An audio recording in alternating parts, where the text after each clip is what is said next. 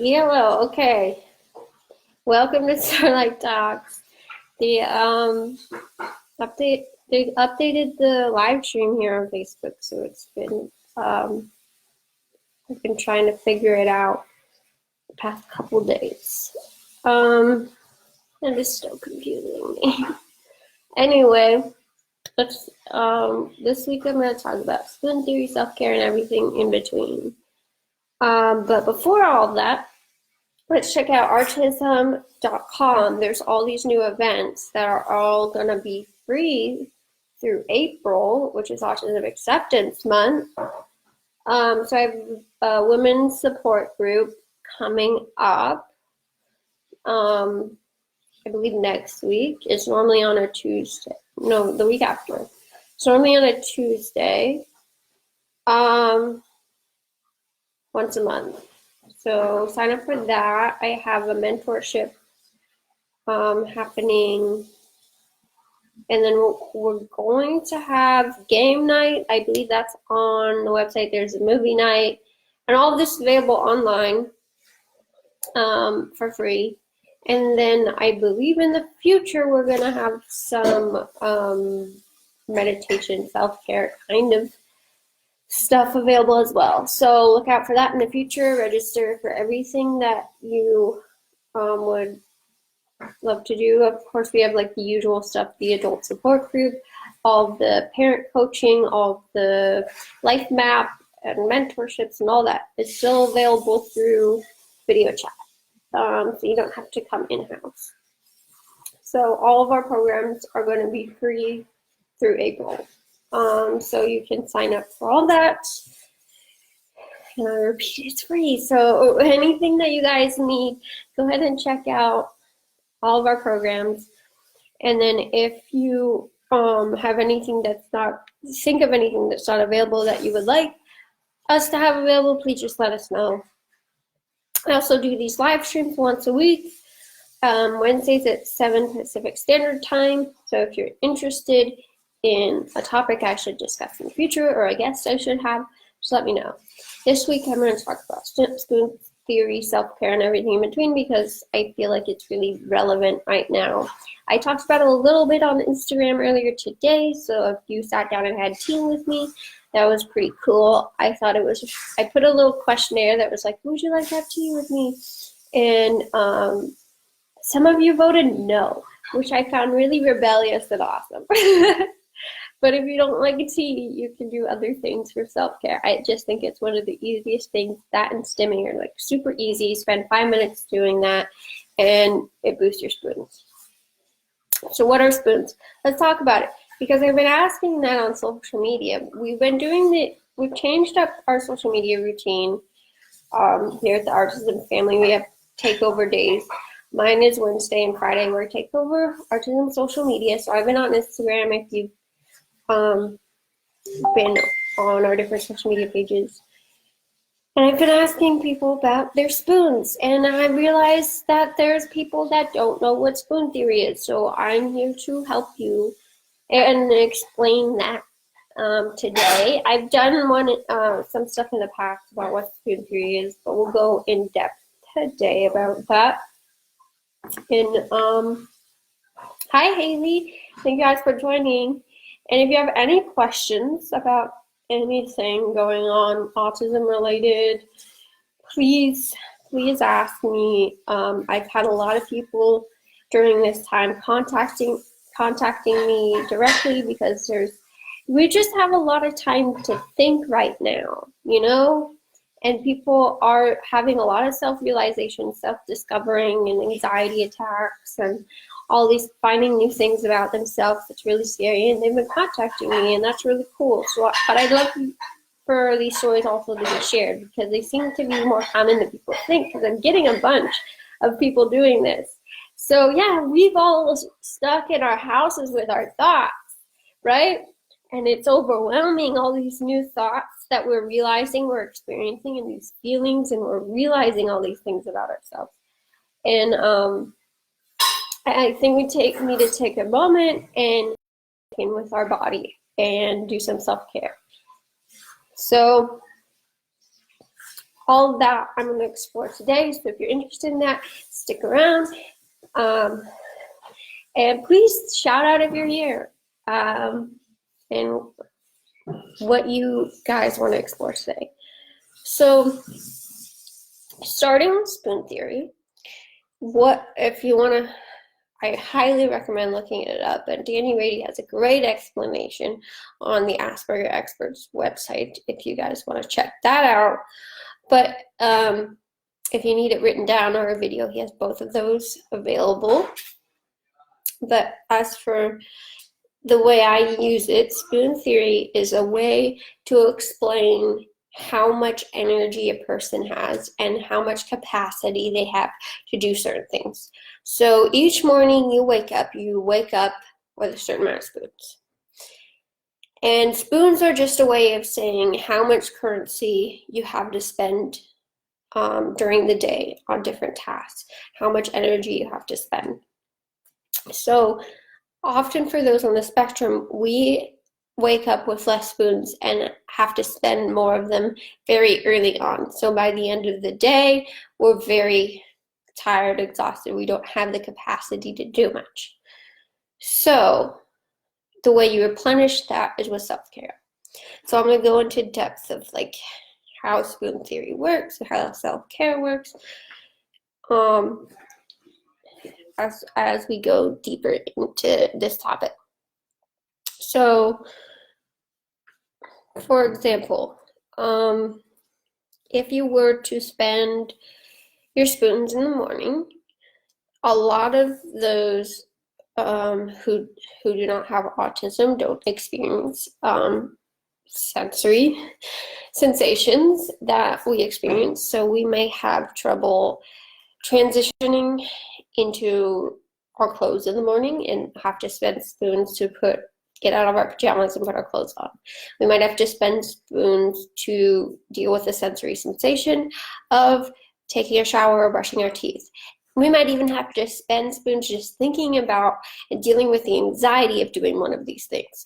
So a routine like this could end up depleting a lot more spoons than it would for the average person who may not have to spend barely any spoons. So that's how to sort of explain spoons and it's a way of communicating to someone who doesn't quite understand, like, oh, that used up a lot of my spoons, or I don't have a lot of spoons left to do this, so I need, some time to replenish.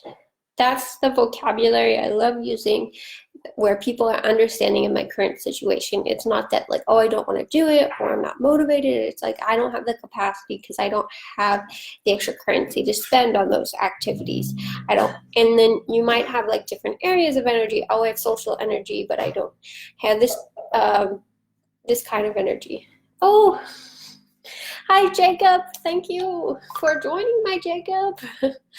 Hi, Sonia. Hi, Dad. Thank you all for joining. Talking about spoon theory. So yeah, if you guys are depleting on spoons, which you probably are at this time, a lot of people don't have a lot of spoons right now because they're using them up, their routines change, that they don't know how to deal with what's happening right now, or they're having a lot of fun and not realizing how many spoons they're spending, and then so probably that first week, it was like, you're doing all these things, and then all of a sudden, like, you run out of energy to do things, and you feel like you're lazy, and you feel like you're unmotivated, and like all those kind of negative thoughts, But that's not true. You run out of the capacity to do those things, not the motivation. It's still there. But what we need to do is self-care, which we've lost because our routines changed. So if you don't have like time to do a lot of stuff, obviously there's still things I can share with you that I do that are really simple that can get you started on replenishing spoons. Easy things like meditating or taking time and just drinking a cup of tea, or listening to music or stimming or all these kind of things, doing art. All these things are called self-care. And depending on who you are and you listening to your body, you do what's needed.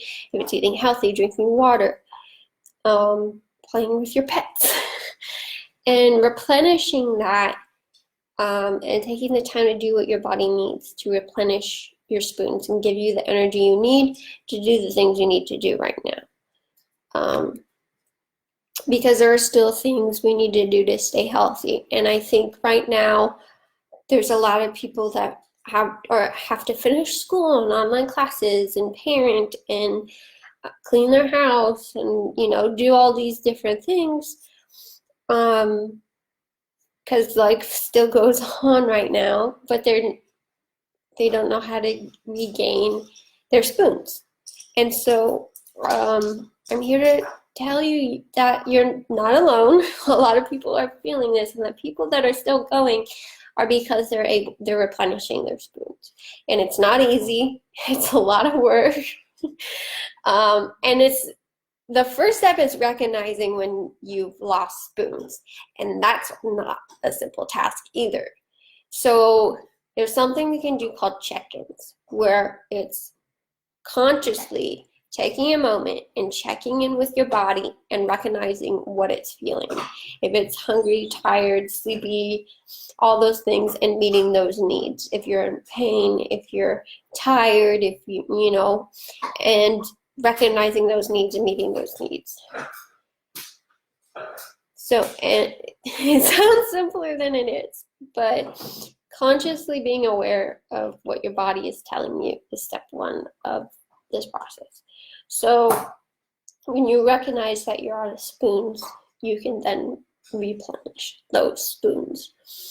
And that's definitely not an easy task. I'm like saying it out feeling like this is really easy, but it takes a long time to just recognize your body and what it needs. So if you're right now, if we take a moment and just feel what's happening in your body, what emotion it's feeling, what kind of pains, if it's hunger pains because you haven't eaten dinner yet, or if you're tired, take a moment and just feel like what your body is feeling. And try and figure out what it is that could help that feeling. If right now you're having a lot of trouble recognizing what feeling it is that you're feeling, or you're not feeling anything, that is very common. And that means that you're in a mental state that isn't 100% healthy, which is perfectly fine. It just means you need to do some self-care, more self-care to build up that capacity. And you need to do some self-love as well. You need some radical love for yourself. And all these things are not easy, but recognizing that's where you are is step one. So the second that you do a check-in and you don't know what's going on in your body, that means stop. You gotta help yourself, or you're gonna start shutting down. And you're gonna start, going through things. Run out of, spoons. And the theory that's really cool, that if you're doing something that requires a lot of spoons, you can actually borrow spoons from the next day. So you can borrow energy from tomorrow, but that means when you wake up the next morning, you aren't replenished. You have lost spoons that you're not going to gain back without self-care. And you can continuously do this until you can't anymore. And this is how a lot of people get through you see them barreling through events and not being phased. It's because it'll happen eventually, and a lot of times it happens behind closed doors, but they wake up one day and just literally don't have the strength to get out of bed. And then you'll get shut down in all these negative things. And you'll have to work a lot harder and do a lot more self-care to replenish. So before it reaches that point, just remember to do a bit of self-care every day. And it doesn't have to be a lot. Again, I said it's like drinking a cup of tea, you know? Or I like to sit on my swing in the yard in the sun and listen to music and like stim on my swing. Well, swinging and stimming, that's what I mean. So, hi Danny, hi Grandma, thank you for joining. If anyone has any questions, I'd love to hear from you guys. And if you have any questions about what I talked about, go ahead, let me know. I'll try to clarify things. But yeah, that's pretty much spoon theory and self-care. And if you didn't hear yet, autism.com, if you click on the calendar, we have all these events coming up that are going to be free through Autism Acceptance Month, which is April. This is not an April Fool's prank. This is real. There's a bunch of events coming up. There's some online socials with board games, and there's movies. There's support groups, in mentorships, and all these great events coming up. So you can register for all of those. They're all free. So all of our services are free through April. So Haley says, what do you think of my watercolor drawings? So she sent me these beautiful drawings she did. I think art therapy is wonderful. If it makes you feel good to draw and paint and do all those things, that's awesome. Haley, I know you're a great artist. Yeah, I loved them. They were so cool. Thank you for sending them to me. That was so cool of you to do that. Yeah, I love seeing what you're up to, Haley. You're always doing something cool, which is awesome. Yeah, so keep doing that. I want to watch you develop as an artist.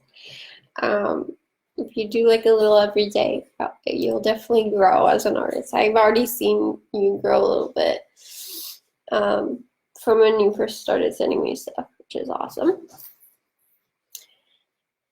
Yeah, so I'd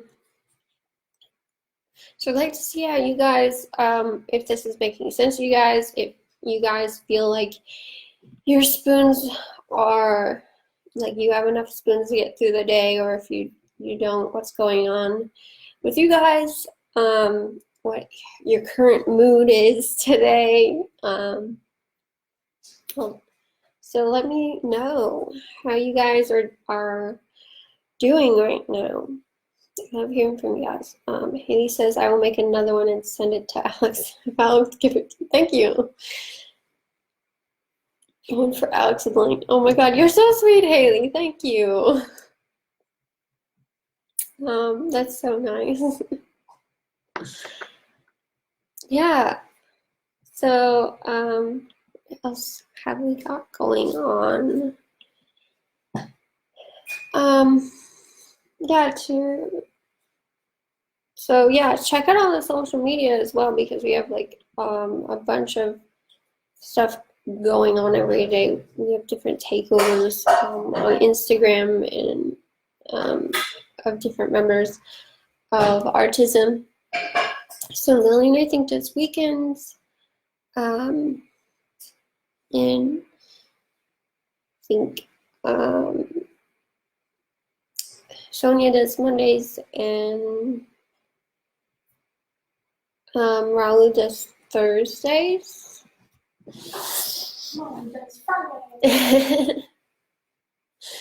Yeah, and we might have some other people join as well. Do some cool things. So yeah, check out all this stuff. Yeah, so my mom sent an address you can send the paintings to. All right, thank you guys for watching. I think it's it's really cool to see that you guys are interested in all that I'm doing. Oh, Emily, hi, thank you for joining. She said, just a little question. I only just tuned in, so it might not be on topic, but what's your experience with misophonia? I don't know. Sorry, I don't know how to pronounce it. Aversion to sound. What happens to you when you hear a sound you really hate? How do you deal with the situation without aggravating the person making the noise? Okay, cool. Yeah. So if it's like a sensory thing, definitely there's sounds that really bother me and cause me pain. I actually get more of like a sick feeling, where like my back gets all tight and I feel kind of nauseous when there's sounds that really bother me, or sensory situations. Like I'm more like tactile stuff, like skin on skin contact, stuff like that. And I actually have thrown up because of sensory. So for me, it's like, it's very embarrassing, and I'm actually afraid people think I have like dietary issues because of it, and or not dietary issues, I guess like if like I'm anorexic or bulimic or something, because people already think that because I'm skinny, and I guess I don't eat enough compared to the average person. And so like I have like a fear of that, even though it's never happened.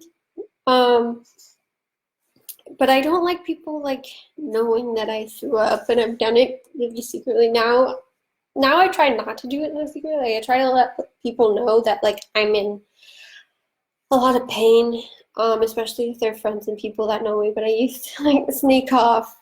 Like I've done it at friends' house. I've done it even with my cousins, where I snuck in the bathroom to throw up.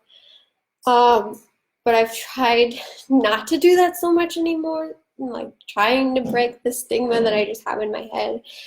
But if I can catch it early, I do either put in headphones, noise canceling headphones, earplugs, music to drown it out, or I'll literally walk out of a room for a few minutes.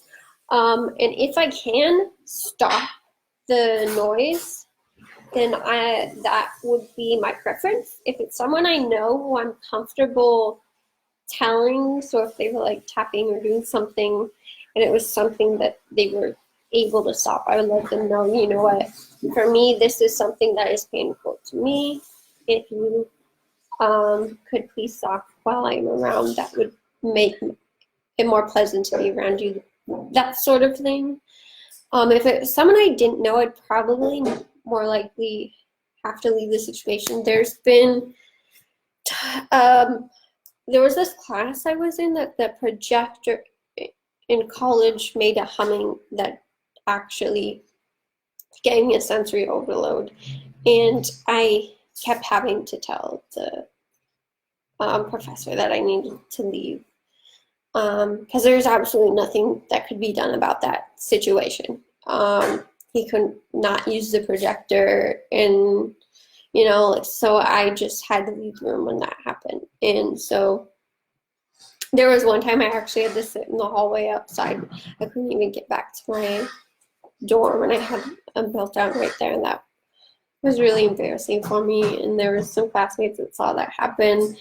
And at the time, I wasn't able to explain what was going on. I just wanted to be left alone. So I hope I wasn't rude, but I don't really remember what I said to them. I see. So, okay. Oh, you said more things. Okay, so let me read what you were saying. So I see it's very different from me. I experience extreme anger. My hands get sweaty. My heart gets rapid. And I visibly fume. I have to worry people think I just hate happiness and laughter because I don't like the sound of loud, breathy laughing. All right. So maybe in that situation, it's hard to explain it, but maybe when you're able to be calm and you're around someone that has happened with, that's something you could bring up and said, I'm sorry if your feelings were hurt. I just want you to know that this is a trigger for me, and this is what happens when I hear that noise. Laughter is obviously something that's normally out of people's control. So if you just explain the situation, and then a lot of times people are understanding, and if they're not, then that's probably a great way to tell that that's not a good person to be around. But most people are really understanding. I found once you've explained something, it's when you let it go and don't explain it when they start to make assumptions. But if you're able to go back to a situation, remember that when that happened, and tell those people, explain it. Oh yeah, opera makes me cry. That brings back memories. My cousin used to sing opera, and I went to, well, not like he was in opera. He sang in a choir, and some of the songs were in opera. And I remember sitting in the front row of one of his performances, and he was visibly able to see me, and like I just had a reaction of starting to cry. I was in so much pain, and so I was crying, and I was like, okay, I need to leave, and I let someone know, I think it was my mom or whoever was sitting next to me, and I went out to the lobby and sat there until I was able to pull myself together. And he came out and he was like, what happened? Are you okay? No. And I couldn't really explain it at the time. I was a lot younger. But yeah, I felt bad. I was like, oh my God, your singing didn't make me cry. You're a great singer, you know? But like when you're able to explain that sound hurts and makes me, and when I'm hurt, I feel angry, that kind of thing. Hopefully people are understanding. Kelly said, just notice sound absorbing panels at IKEA, can put on the wall or hang on curtains. Oh yeah, definitely. If there's like sound outside of your house, like just, I don't know, gardeners, that noise of like what is it called, the leaf blower, and the all their tools they use can get pretty loud. So yeah, that'd be a good solution for that. You can put something to block different noises that bother you. I don't know so much if they block outside noise or if they block inside noise more. But they probably do both. But I definitely, I've been on sound stages before, being in film, and like it's very, very nice to have all that sound blocked out and not have to worry about that. But there was one sound studio I had at one of my colleges where they put a window in, and obviously that made a lot of noise. So if you have windows in your house, that'll allow a lot of sound in. So Emily has another question. Speaking of noise, you know that perfect pitch is a little more common in people who have autism. Do you have experience with that? I definitely do not have perfect pitch, but that's really cool to know that is common. I don't think I am musically gifted. That is more of I feel like it's a language that is more complex to understand for me.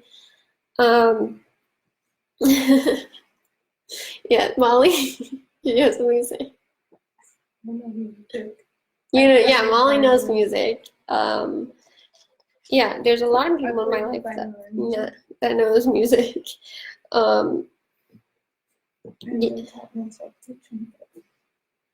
Noise, I have a lot of more difficulty with even locating where someone's coming from. So I definitely relate. That's really cool that you have that. That's a cool ability. Candace says, do you have any special interests right now? This is a chance to chat about whatever gets you the most excited. Special interests right now. Who? Oh, what would be my special interest right now? Is there something I talk about a lot? Magic. Magic.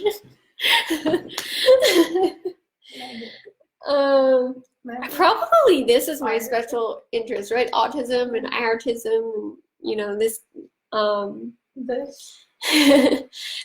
this kind of stuff. Doing this stuff. Yeah.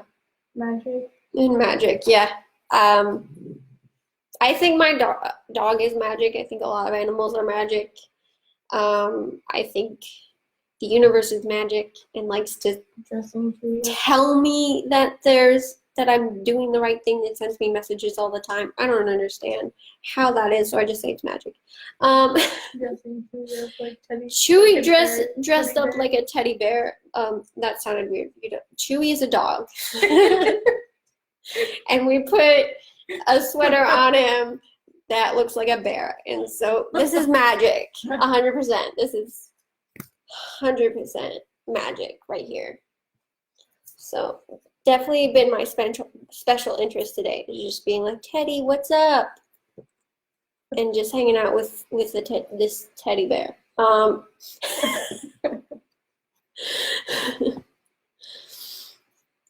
So Jacob says, I often see people with autism who have a harder time with things than I do. I wonder if maybe my diagnosis was wrong. Have you ever experienced this?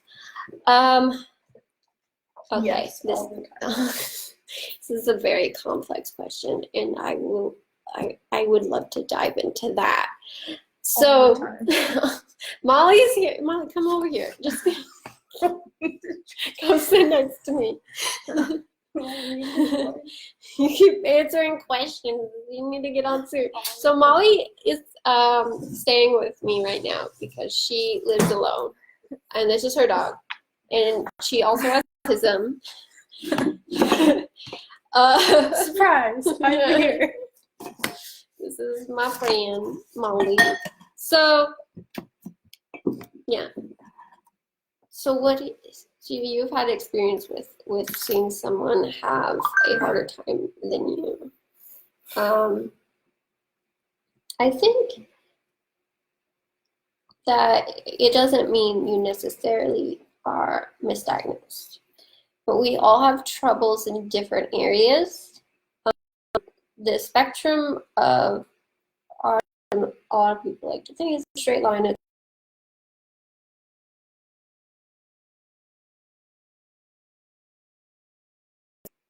Everyone has different strengths and weaknesses.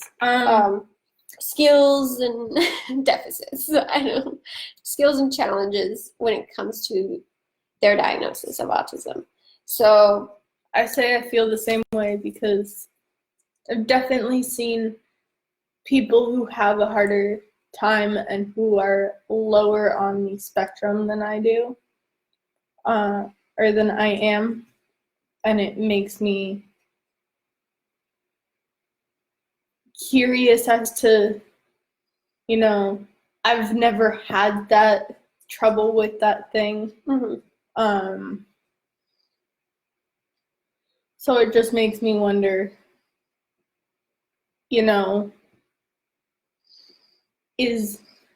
was it something that I was misdiagnosed with, mm-hmm. or because I didn't have that trouble with? But then when you think about the whole fact that autism is not just a straight line, it's a,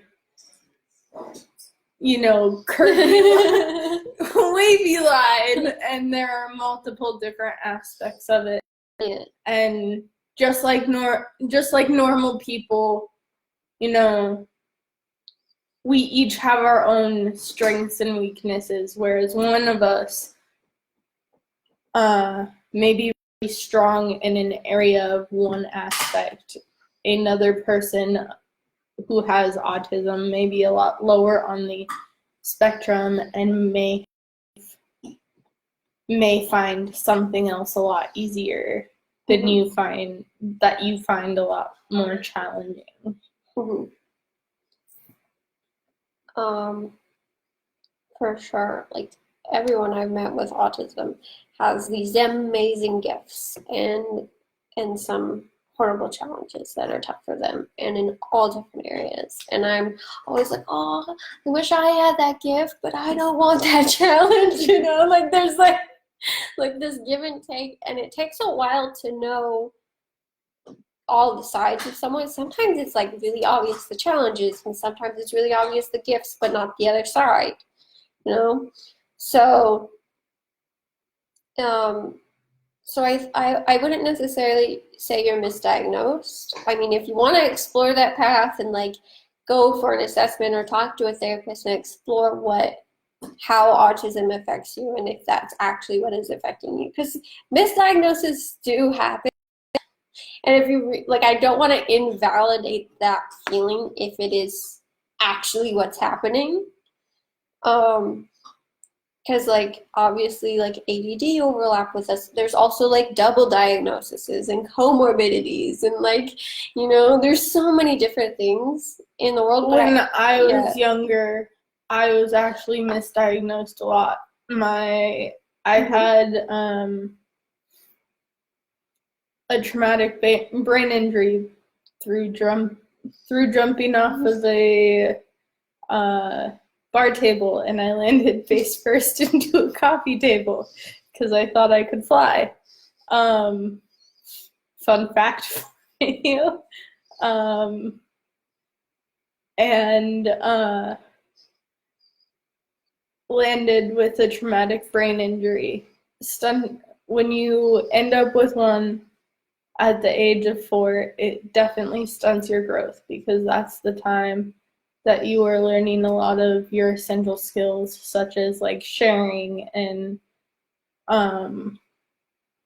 just a lot of those skills that you learn at that age, you really need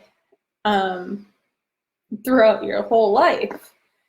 And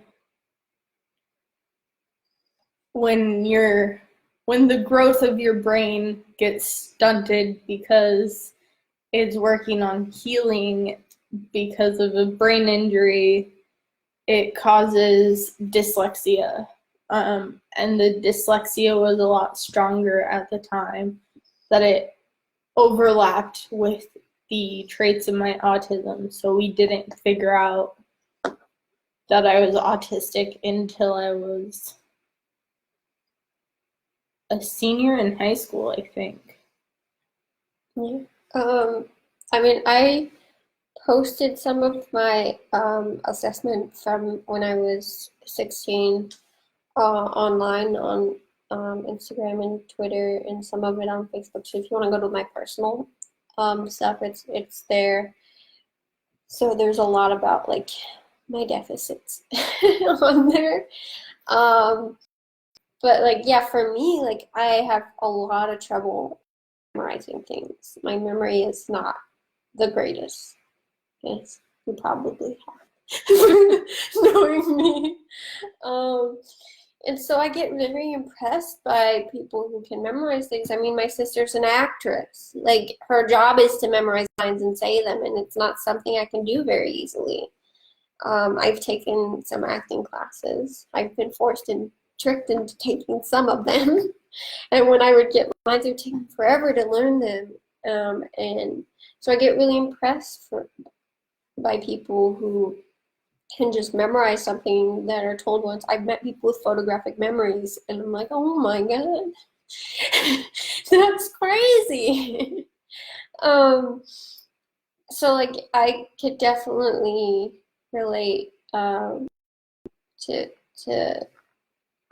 seeing that people have a harder time or an easier time in different areas. And like I think I come across higher functioning than I am, and I know other people that come across, some of my friends I thought were way lower functioning till I got to know them. And there's like, whoa, I think they're more functioning than I am. So it just, once you get to know someone, there's like people are complete. There's like so much going on in everyone. So again, it's a very complex question, and I hope that that helped a little bit. I oftentimes feel a lot lower functioning than I actually am. There are days, you know, Yeah, there are like there are. days that are worse than others. See, I think functioning like also affects you differently every day, especially executive functioning. Like there's different areas of functioning as well. There's like social functioning, executive functioning, and like sensory functioning and all that. Like like I've had days where like all my senses shut down so much because they were so overwhelmed. I'm like, I feel nothing. I can't taste anything. What is going on? So it's like it's strange living in the autism world. Hello, Haley. I'm doing well. Doing a lot better now that I came up here to stay with Chloe. I was struggling for a while being in an apartment by myself and my service dog. I'm gonna shout out what my grandma said. She was living alone. She is living alone right now. Why did I say was? My sister went to drop off some stuff with her, and she said that her house was a prison, and I feel like a lot of people must be feeling that. I was feeling that with one bedroom in an apartment and a dog. I was feeling like I was in a prison. So yeah, whether your house is a sanctuary or a prison, like I validate both of those things, and I can change every minute or every hour as well.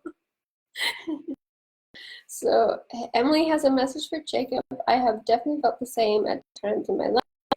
We all have different struggles, though, and they're proportionate to ourselves. Someone I know who is lower on the spectrum struggles a lot with things I find easy, but often her obliviousness means that she doesn't have the social trouble that I have. I misread people, and she doesn't read people.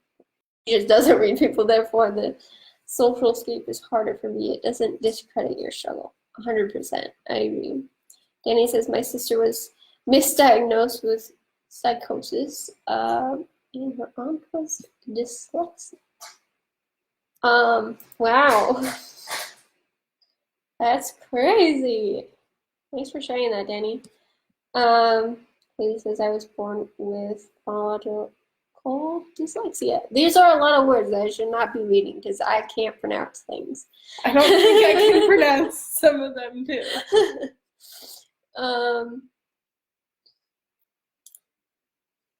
My memories are not good too, especially when it comes to math. Oh my god!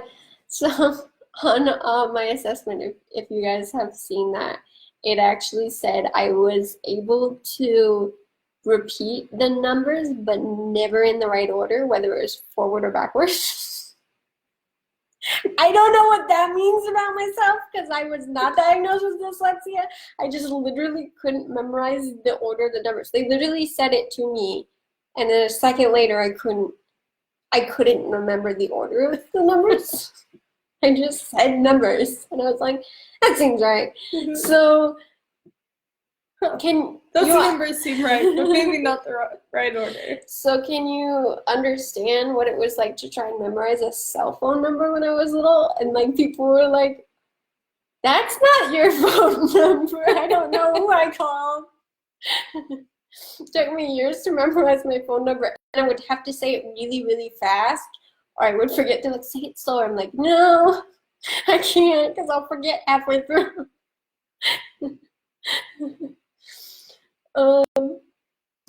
Haley says, yeah, Chloe's a good friend to talk out with, even though I've never hung out with Chloe face to face. Thank you, Haley. Yeah, so she live streams, and I join her sometimes on that. We message each other sometimes. Haley's awesome. Yeah, thank you for all your questions, you guys, and all your stories. This is really fun. Hope you enjoyed learning about spoon theory and self-care. Oh, Oh my God, pi. I can't remember if I like the long number. 3.14. Yeah. I remember my school would have like the Pi Day competition. Whoever memorized the most numbers pi won an actual pie. And it was like pie. I need I to was go like- put the cake in. I couldn't even remember 3.14. So congrats for you that you remembered that. I always had to pull out my notebook with all of it. Those little numbers on it.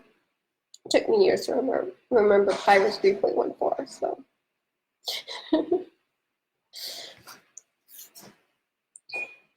That was really cool that you know that already. I would make like such silly mistakes like that when I was taking math. So math's not my friend. Yeah, I still have trouble like doing the tips on when I'm tipping someone or adding little numbers. When I have to do math, I always have like someone check it. And Lillian loves to tell me how I'm wrong every single time. So cool. When no one's around, I have to fill all that stuff out myself. I must just be writing random numbers. It looks like that sometimes. There are apps for that. But I sometimes can't figure them out either. So I'll show you some. I like now that I have a lot of the receipts, though they add this stuff up for you. I'm stealing my. So that's helpful. Say hi to the viewers. Hello. There's Chewbacca. He's so great. Theo, hi.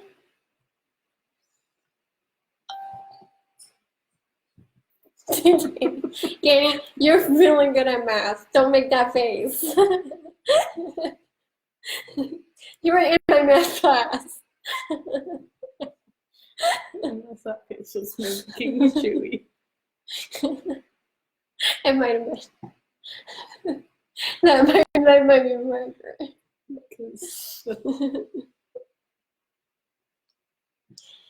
All right. Well, I'll start wrapping things up. You guys don't have any more questions, but thank you for joining me. I loved this interaction. Talking about spoon theory with you guys. So great. And about math.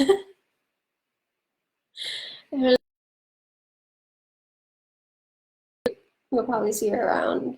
You should have Benji and Chewy be your guests 1 week Oh, and answer questions of what it's like being a service dog. yes. Would you guys want that? That we should probably do that.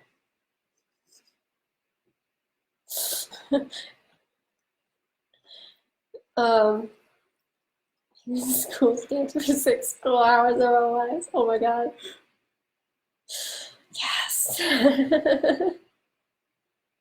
I like that. That is it. That's definitely what it stands for. Oh. All right. Thank you guys for watching. Check out artism.com and all the events we have coming up. Register for everything because it's free. So why not? Come back next week for Starlight Talks. I do this every Wednesday, 7 Pacific Standard Time. Yeah, thank you for joining me and Molly as we talk about spoon theory. Stay colorful. Said more just Chloe. Or just Chloe. Yeah.